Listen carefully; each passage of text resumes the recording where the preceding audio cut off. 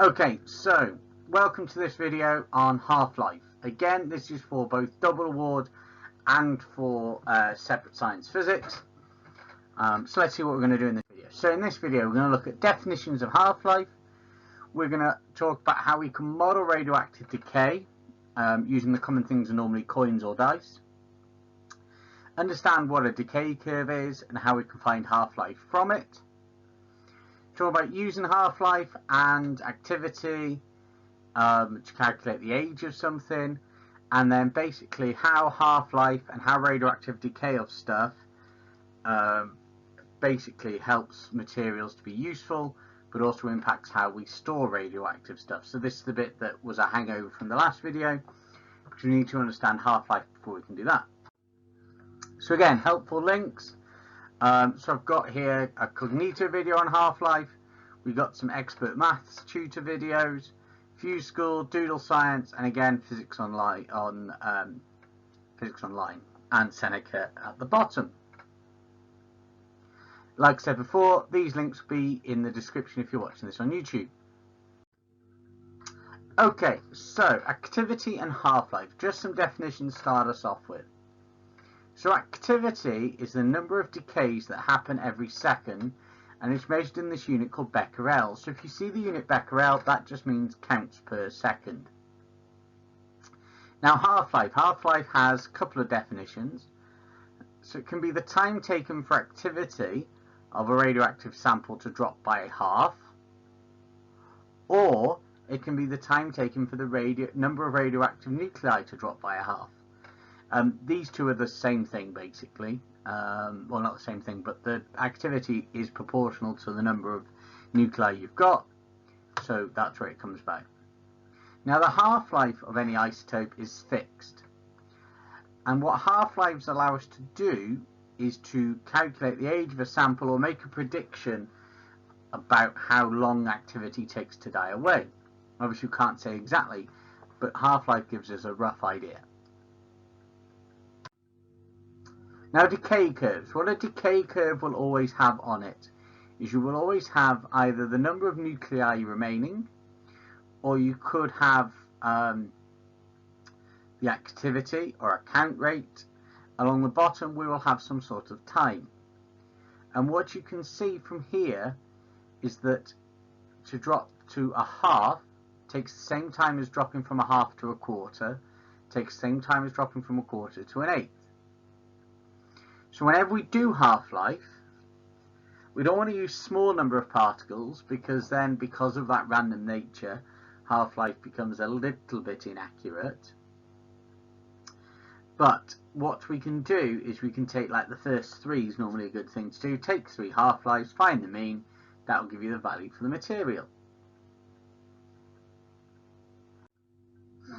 Now modelling radioactive decay. Because radioactive decay is a random process, we need some sort of other random process to model it. Classic examples: rolling dice, flipping coins are good. So if you roll a dice, if you roll, say you just select a value, so say rolling a 6, that gives you a 1 in 6 chance of a decay. If you want higher, you pick multiples, so it could be 2 numbers, could be evens, could be odds, could change the type of dice. You know, you could roll tetrahedral dice, could roll dodecahedron dice if you wanted to change those chances. And also remember, the higher the chance, the quicker stuff will decay. Flipping coins. So if you think about flipping a coin, it's got equal chance of landing heads or tails. So that's like 50% chance. Microwaving popcorn's a reasonable way of modelling it as well. Microwave ones at different times. The longer the time, the less unpopped you've got. Whatever way we do it, if we want to then enhance our models, we can talk about decay chains. So something that, say, decays from one thing into another, you can swap decayed dice or coins for something else. So say you wanted to model a 1/6 decay followed by a 1/4 decay, you could then go, right, normal dice lands on a 6, you then swap it for a tetrahedral dice, a 4-sided shape, and when that lands on a 4, for example, that one would decay, and that way you can model different things at the same time. Now, calculations. So we can use the half-life of a radioactive material to say how old it is. Okay, so after one half-life, there'll be half the material. After two half-lives, a quarter. After three half-lives, an eighth. Now, with the WJEC, it will only ever be at GCSE whole numbers of half-lives. So there's this magic equation, okay? The number of particles you have at any time will be your starting number of particles, or your starting mass, divided by 2 times 10 to the x, where x is the number of half-lives. Now this equation is not given to you, so if you want to use it, you need to learn it. Now if you wanted to find x, for now that would be trial and error. You'd have to try different values, how many half-lives, but generally the best way to do it is they will tell you the half-life of a material is a certain amount of time, and if you divide the time elapsed by that number, that will tell you the number of half-lives. Now carbon dating relies on this, so we look at the ratio of carbon-14, which is radioactive, decays to nitrogen, to carbon-12, and by looking at that ratio we can have a rough age of when someone's died.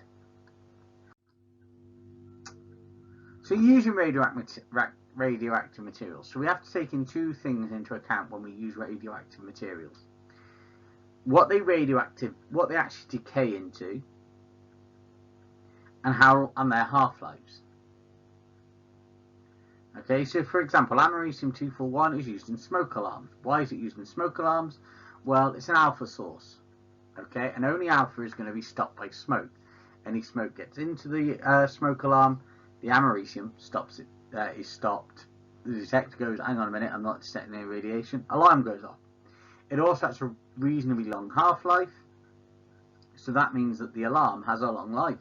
You have to keep changing it. Technetium-99 is a man-made element used in medical tracers. It's a gamma source, so highly penetrating. When it's inside the body, it can get out without causing much damage. Its half-life is relatively short, so a person doesn't stay radioactive for too long. But equally, the half-life is not really short, so you don't receive all that radiation in one go and your body can't cope with it. So it's this balancing act. You know, if you want something to hang around for a long time, use something with a long half-life. If you want to get rid of it quickly, use a short half-life. If you want it to get rid of it quickly but not cause damage, you go for sort of a middly one. Now this thing about half-life has an impact when it comes to storing nuclear waste. So the products, especially of fission, have really, really long half-lives. And you must take this into account when you store radioactive materials. Now, whenever we store radioactive materials, we use an awful lot of concrete, because concrete is really good at absorbing a lot of radiation, especially gamma and beta and alpha by that thing. Now, if we look at radioactive waste, we can split it into three categories. So we have low risk, this is things like clothing, slightly contaminated materials. Basically, you put it in landfill, it's not going to stay radioactive for very long, or it's not very radioactive, so that's fine. Medium risk. So medium risk radioactive waste, this is something that needs to be stored for a little bit longer. So this is stored inside concrete and then inside steel drums to protect the concrete and placed in specialized storage. Now high risk or high level radioactive waste, things like spent nuclear fuel. Highly radioactive for a really long time, so we need to seal these inside special containers. We use steel, concrete and glass. Basically, we use concrete to contain as much of the radiation as possible. We use glass to protect the concrete from water, and steel basically to protect everything else. Store it under water. Why? Water is really good at absorbing the heat. It's really good at absorbing any radiation that comes out. And basically stays under there. It's going to stay under there for like hundreds of thousands of years. Some of these things have such long half-lives that they stay very radioactive for a really long time. Okay, so over to you. So if you're watching this on PowerPoint, stop the presentation now, click this document, it will open up, you can complete the questions, and on the next slide I'll be going through the answers. Obviously if you're on YouTube, like it says there, link for this will be in the description below. You can just pause the video. I warn you, the answers take a long time to go through.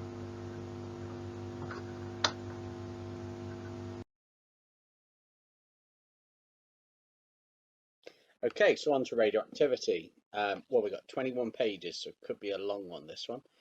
Right, so we're starting with Foundation 2019.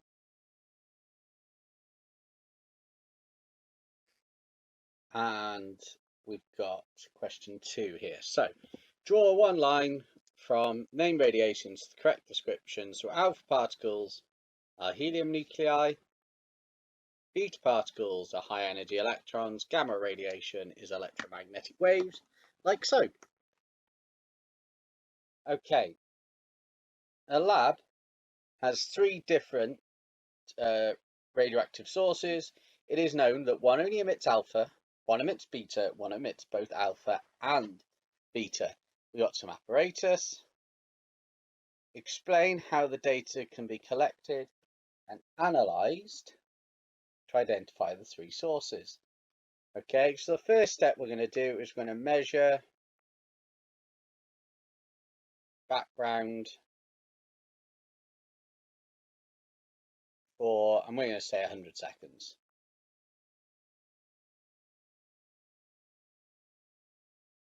But for a reasonable amount of time. Okay, step 2 is going to be hold each source in the tongs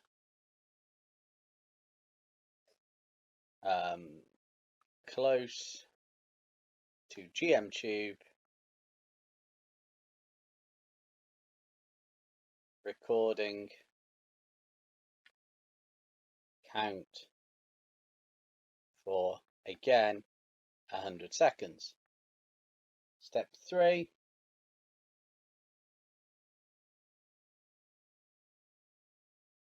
hold a piece of paper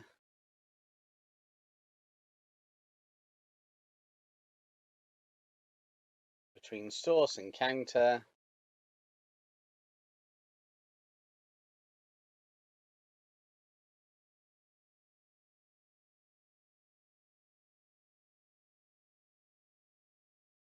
okay, and that's all we need to. Okay, if you see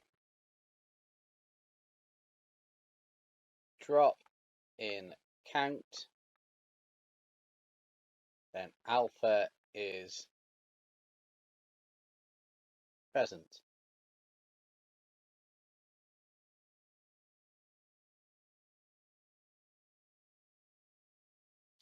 In fact, we need to rephrase that. So let's just rub that bit out. I'm not happy with that last bit.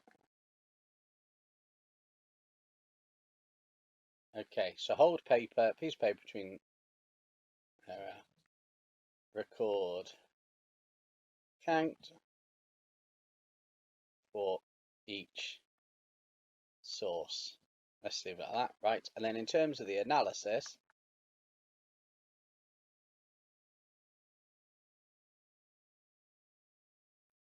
okay, in terms of the analysis, if count drops to background, then only alpha is present. If count doesn't drop, only beta present. If count drops a little, then alpha and beta present. And I'm aware you might not be able to see what I've just written. No, you can't. So let's just scroll up. Okay, so basically the analysis of this is that if the count drops back to the background, you've only got alpha because it's all stopped by the paper. If the count doesn't drop, then beta is present because the paper's made no difference. Okay, and then if the count rate drops a little, then you've got both alpha and beta present. Okay, moving on. So we've got question 6 here. So students were given 200 coins to use an experiment to simulate radioactive decay. They were asked to shake the coins in the bag, then throw them out and remove any heads. The number removed were counted, and the remainder of coins were put back in. Okay, so we've got this. So what you have to do is work out the number of coins removed. And so these two numbers are going to add up to 200. So it's 174, 180, 194, 196. After 2 throws, the number of coins remaining was 51. How many coins would you expect to remain? Well, if you think about it for a coin, you'd expect half of them to go each turn. So you'd have 100 the first time, and then 50 left the second time. After how many throws would the remaining coins fall to about 1/8? Well, if you're half in each time, 1/8 is a half time is a half to the power of 3.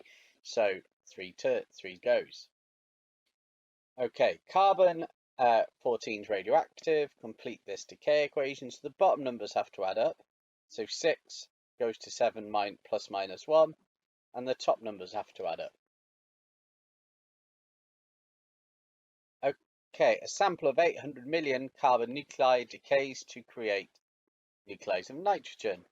The decrease in the sample rate creates an increase in the number of nitrogen according to the following graph. Okay, so the blue, dots are nitrogen, crosses are carbon, and basically what we have to work out is the total number of nuclei is always going to be 800. So this first column is always 800. The second column then is going to be this 800, take away the middle number. That's going to be 130, then 70, then 40, then 20, and then 10. And it's 1 mark for getting each column right. So then we have to plot the points for carbon. So we have to plot these endpoints for carbon. So goes 10, 15, 20. Yeah, so the years are right. So we can just copy them off here. So 15 is 130. So okay. So 130. Then we've got 70. Then we have got, just make sure we get this right. Then we have got 40. Should be 4 boxes. Then we have got 20, which is 2 boxes. Then we got that, and now we need to draw a suitable line. So the suitable line, see if we can get it all in there. There we are. Suitable line is going to be a nice curved line. Oops, and like that.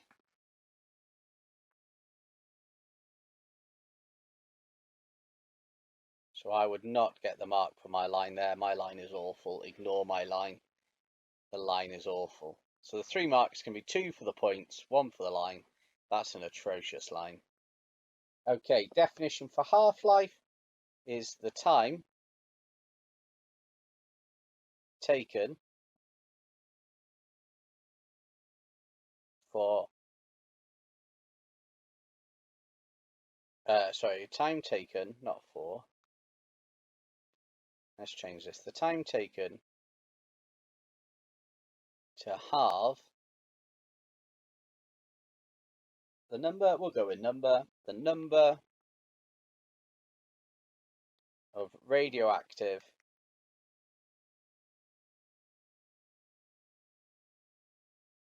particles, atoms, nuclei. Let's go nuclei. Well, I'll do 2 marks. So 1 for saying half and 1 for saying what is half. Use the graph to determine the half-life of carbon 14. So if we look, we've got from 800 to 400, and my line's atrocious. So it's going to be roughly there. So based on my line, it's 6,000 years.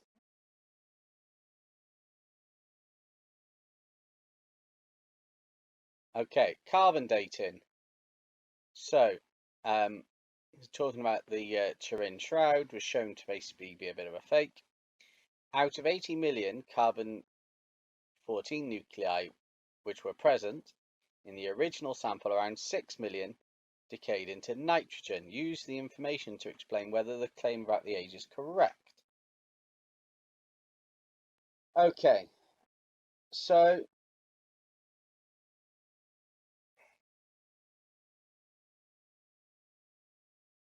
we basically just divided everything by 10. So it's the same idea. If we want from 80 to 60,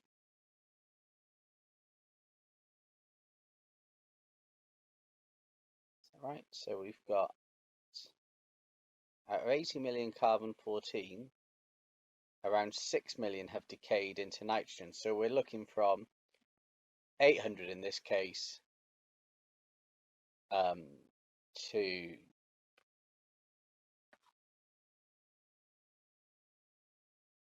okay, sorry about that. Just had to go and deal with something else. So let's get back to this question. So it tells us that out of 80 million, 6 million have decayed into nitrogen.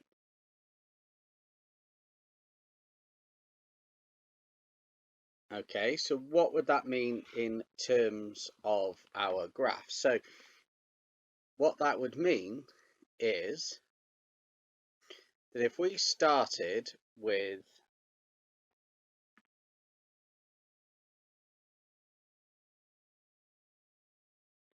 we look at this, then so if we started with 800 million,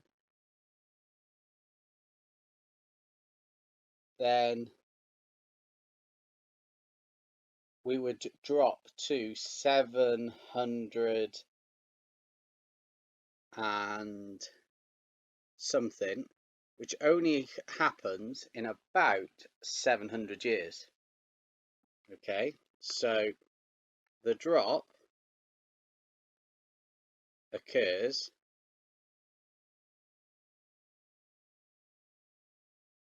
in about, this is where my poor graph doesn't help, 700 years. If you actually look at it in a little bit more carefully. Or the best way to look is the other way around, especially with this graph, is that in 2,000 years, we'd expect to drop down to here somewhere.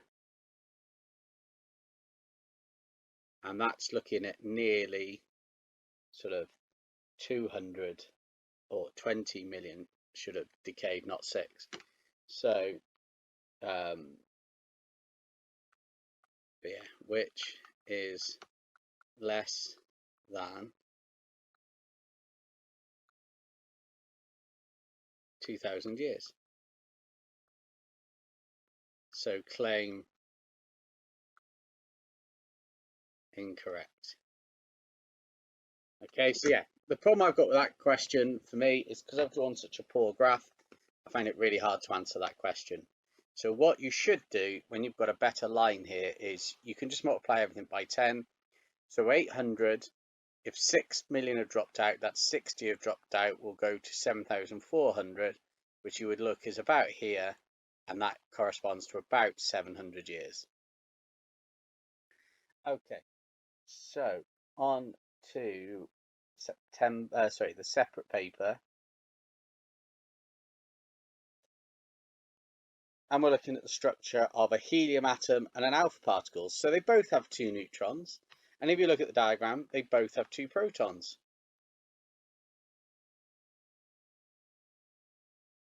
The key difference is that atom has electrons, or the alpha particle has no electrons. Polonium-210 decays by alpha emission to form lead. Work out the numbers for lead. So we're going to be 82 is 84 equals 2 plus 82. And the top number is got to be 206 because these top numbers have got to add up to 210. State why this polonium isotope is radioactive. So we have an imbalance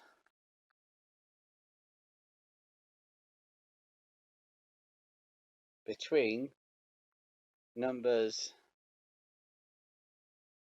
of protons and neutrons. Okay, or you could have said it has too many neutrons, or the nucleus is unstable, anything along those lines. Okay, explain why in 2006 Russian Alexander Litvinenko died within weeks of swallowing polonium-210. Okay, well, it emits alpha particles, and they are ionizing. In fact, they're very ionizing. Alpha is very ionizing. Okay. Kills cells, mutates cells, damages DNA. This kills cells. All right, it's the ionizing power that's the problem, not just being radioactive. So it's very ionizing, and this killed his cells. Okay, on to 2019 paper, and we're now looking at radiotherapy used to treat cancer. We've got brachytherapy, which is internal radiotherapy. Okay, so why is iodine 213 unsuitable to treat prostate cancer? Well, the fact it's only got a half-life of 13 hours says that that's too short.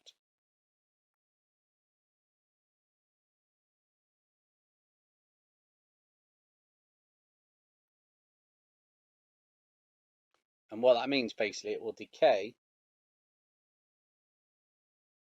too quickly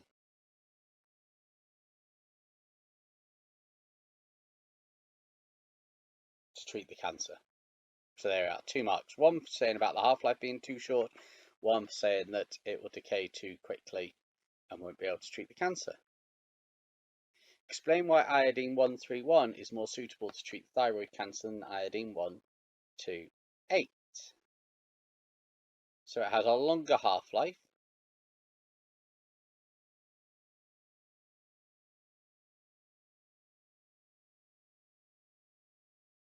And also emits gamma, which is more penetrating.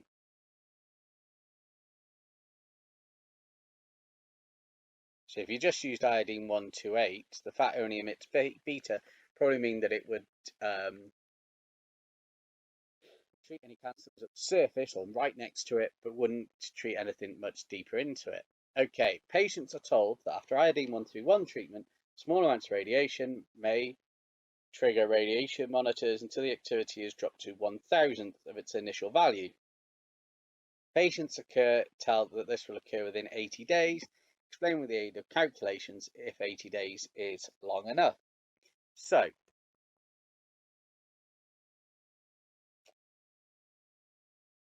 "80 days is 10 half-lives." Okay, so we will have gone from 1 to 2 to the power of 10, which equals 1 over 10^24 of what we started with. So 80 days is long enough.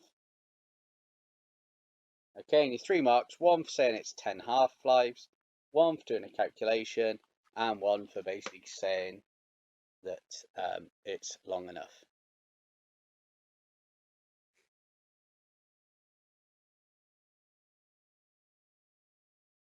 Okay, right.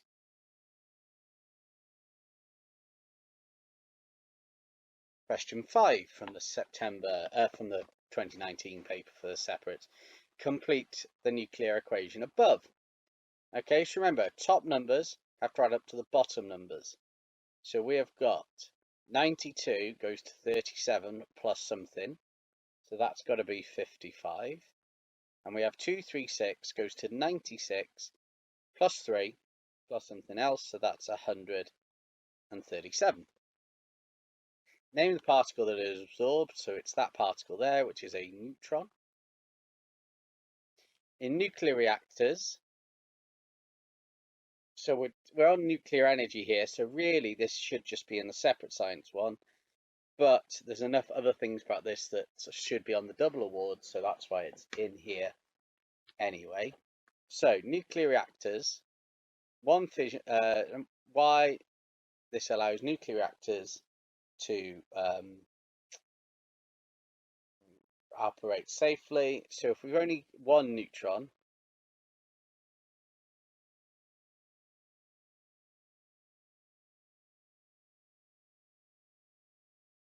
can cause further fissions.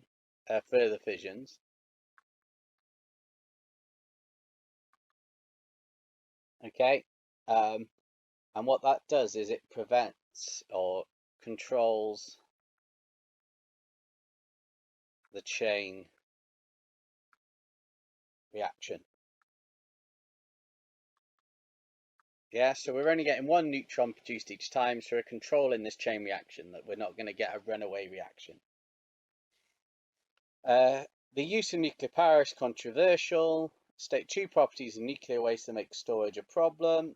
So it generally has very long half-lives.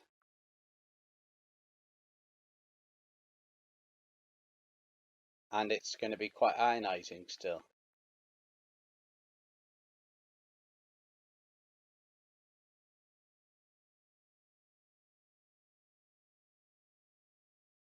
Right, pie chart shows the source of the background radiation near nuclear power station. State how the pie chart suggests that nuclear power is a safe source of electricity. Well, if you look, nuclear power is only 0.3% of your background days.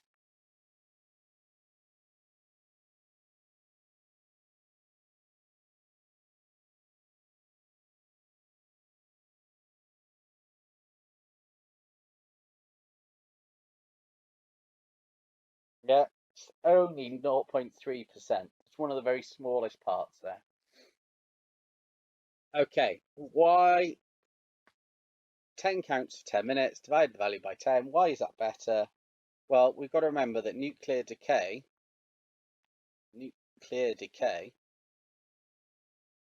is a random process.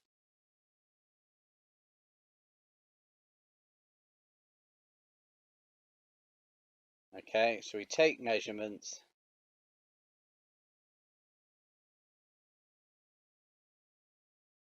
over a long period of time.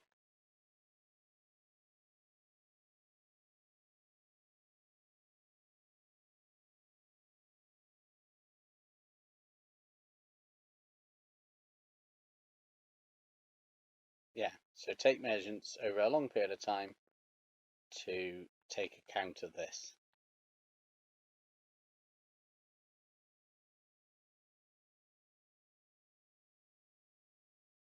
Okay, right, on to the next question. So, higher 2018. That was question 1. Okay, so we have our classic making aluminium foil using beta radiation to detect it. Here are some isotopes. So, alpha radiation consists of a helium nuclei. Yes, that's correct. Alpha radiation is way more ionizing than gamma. Strontium-90 has 90 nucleons. That is also true. Gamma consists of low energy waves. No, the other three are wrong. So it's got to be those top 3 boxes. One of the students suggests strontium-90 is the most suitable isotope from the table, monitoring the thickness of aluminium foil. Explain whether or not you agree with this suggestion. So, definitely agree.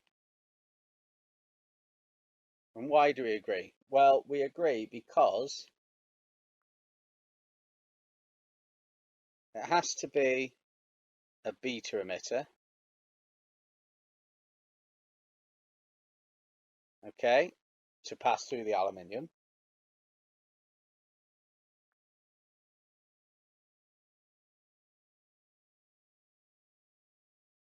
Has to be a beta aluminium to pass through the thin aluminium, but not thick.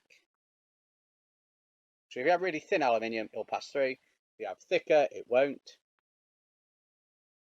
Okay, and also strontium 90 has a long half-life, so it won't need repeating. So it won't need replacing. And I've realised I've missed a marking point. Has to be a beta emittant to pass through the thin aluminium, but not the thick.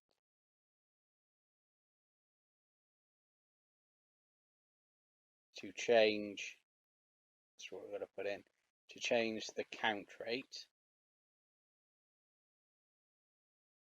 So strontium 90 also has a long half-life. There we are. Explain what is meant by the statement, the half-life of strontium 90 is 29 years. So it takes 29 years for half of the nuclei to decay.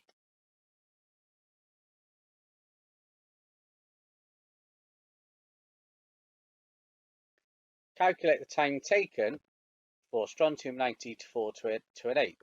So 1/8 equals 3 half-lives. So you're going to do 3 times 29, which is 87 years.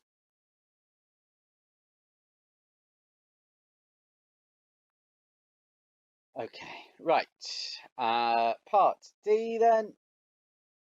Student's teacher demonstrates the experiment with radioactive sources. She first measures the radiation in the lab, 15 counts in 5 minutes. Work out the background in counts per second, so it's going to be 150 divided by 5 times 60, which is 0.5 counts per second. So just 2 ways in the teacher can improve the accuracy of result. So the 2 ways is we could have longer time and we could take repeats.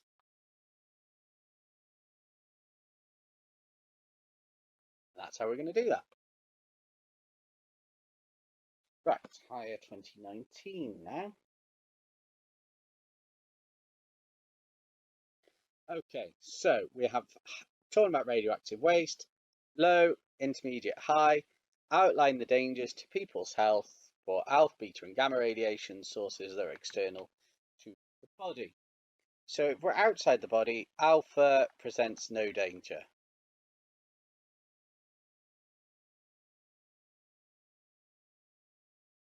Because it can't pass through the skin. Okay, beta and gamma can penetrate the skin.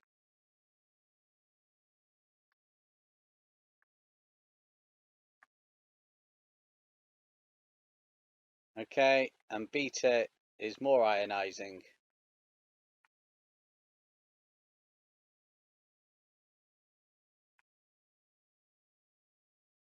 than gamma,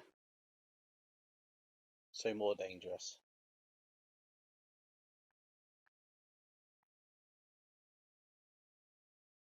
And those are what the 3 marks are for. Okay, so low level waste can, after some basic treatment, be dumped in local authority sites. Intermediate and high waste must be pose a much larger threat. Okay, information in the table. A person suggests that for the UK and France, the volume of low level waste increases in proportion to the number of nuclear reactors.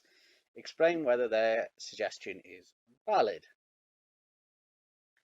Okay, so the way we're going to do this is we're going to go, well, what's the waste per reactor? So we're going to do 30,100 divided by 15, which is 2007. And then we're going to do 87,000 divided by 58, which we get 1,500, so not valid. And what are the 2 marks? Basically 1 for working out each of them, but you only get the 3 if you say the not valid bit as well. Okay, so we go back Yucca Valley, you read that piece of text that's there, explain the reason for concern over the choice of the Yucca Valley for long-term storage. If you read through this, it says we've got volcanoes.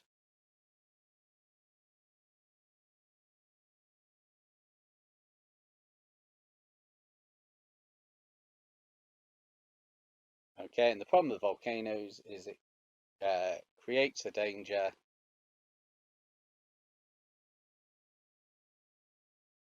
of leakage from containers.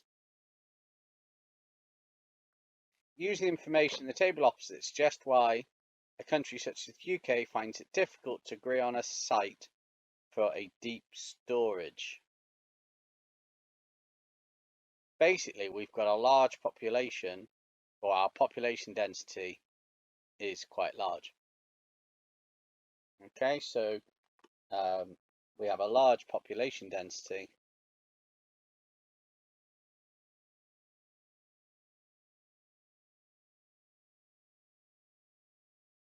And the problem with that is difficult to find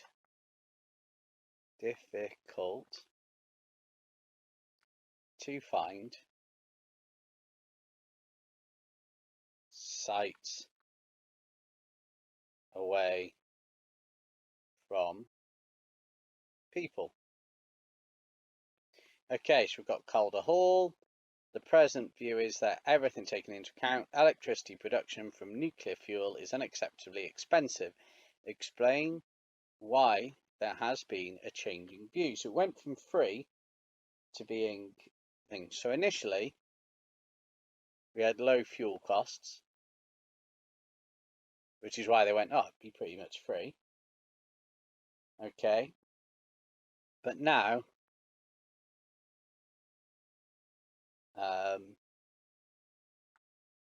we have to include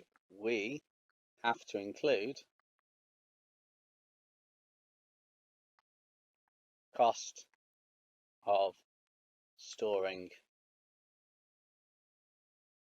waste, which is very high.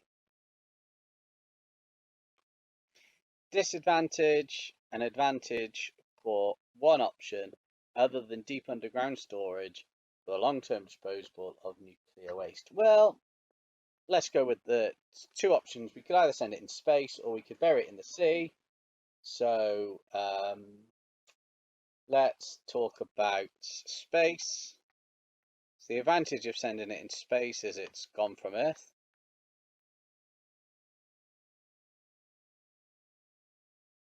That'd be a good thing. The bad thing, cost of the rocket. Rockets are not 100% successful, so what happens if the rocket explodes?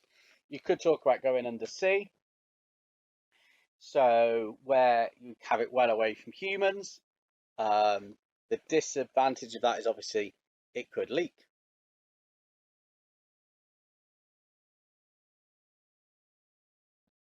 Okay, right.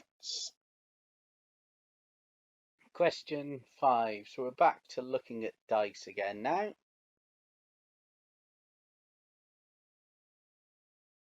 So we've got 3 different things. We've got 4s, 5s, and 6s. Oh, sorry, we've got first 2 and 6s, then 5 and 6s, then 4, 5s, and 6s. Explain why the teacher uses a large number of dice. So the large number of dice, basically,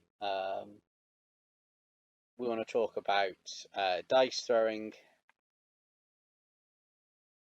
or radioactive decay is a random process.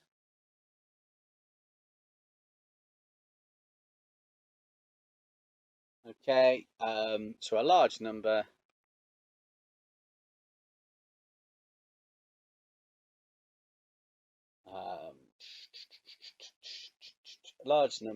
let's put gives more accurate values of half-life. That will do for us.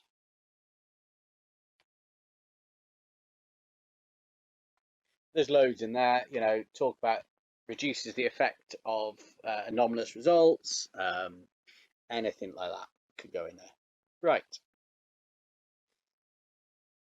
Calculate, so what we got here? 3 correct statements. So line A is the third demonstration. Now the third demonstration, where it would be 4, 5s and 6s, would decay the quickest, so that's not right.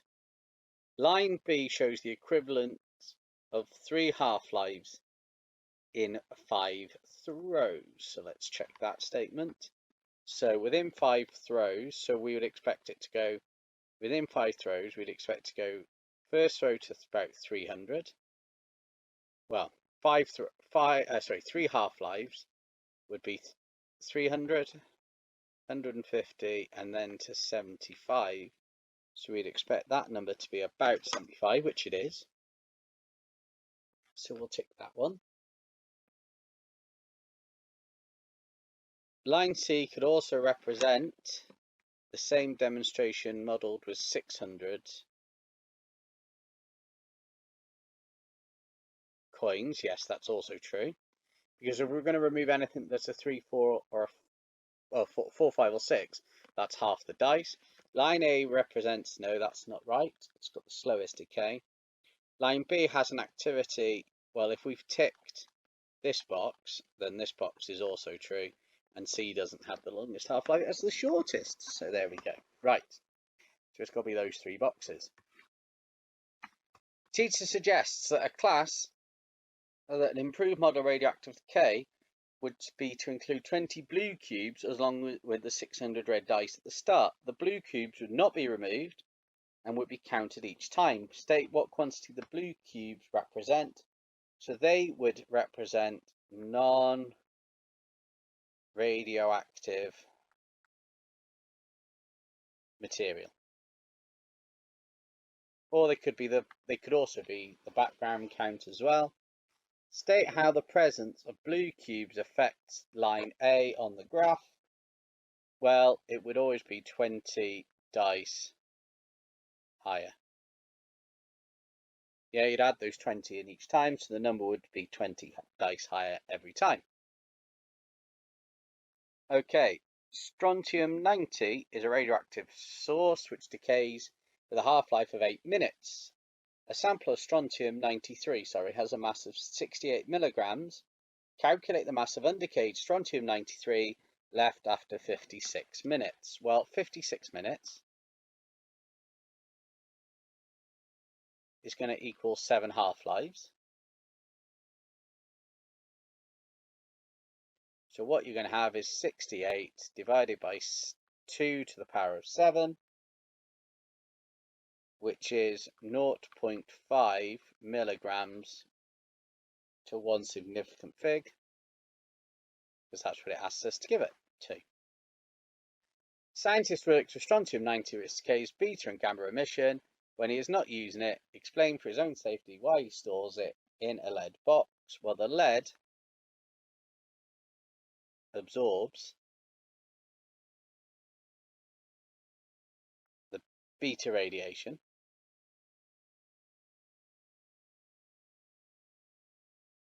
sorry about this, my pen is playing up,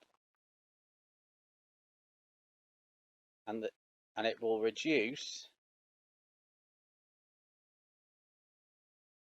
gamma radiation.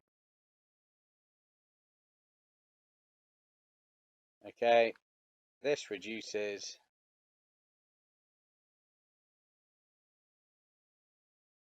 the exposure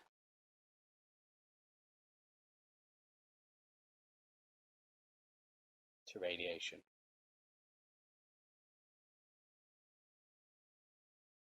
Okay, yeah, so it's important that you put reduces. It's not going to absorb all the gamma, but it is going to reduce quite a lot of the gamma and make it better. Right, question 3 from this paper.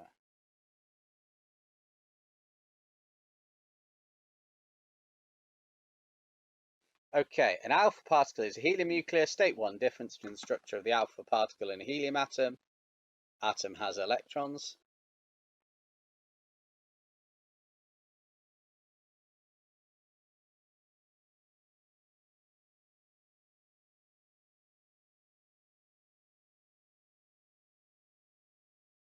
In fact, let's be more specific. The atom has 2 electrons. Okay, and then we have polonium-210 decays by alpha. Short time later it goes to that. Then nucleus Y becomes that. From this table, you have to tell us what X and Y are. So X is going to be lead. And the nuclear number is going to be 214. And Y is going to be bismuth, and it's also going to have a nucleon number of 214. So why is that? Well, because we do polonium minus those 2 goes to lead at 82. Minus 4 goes to 214. And then we have Y in there. It's also 214. And must be the one up from lead, which is bismuth. State which of X, Y, and Z is an isotope of polonium. Well, it's got to be Z because we've said X and Y are lead and bismuth. Okay, so that brings us to the end of that one. Like I said, that's 40 minutes, so it's a little bit of a long one. I'm sorry about that. But that's covered all of radioactivity for the double award students. So on to our last video, which will be the last bits for the separates.